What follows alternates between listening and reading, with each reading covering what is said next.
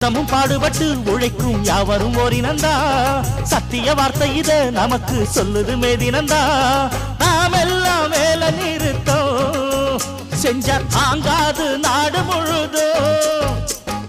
நாமின்றி என்ன நடக்கும் நம்ம கைதாண்டா ஓங்கி இருக்கோம் அட அடிச்சாலும் குடிச்சாலும் அண்ணன் தம்பி நீயும் நானுண்டா உழைப்பாளி இல்லாத நாடுதா எங்கும் இல்லையா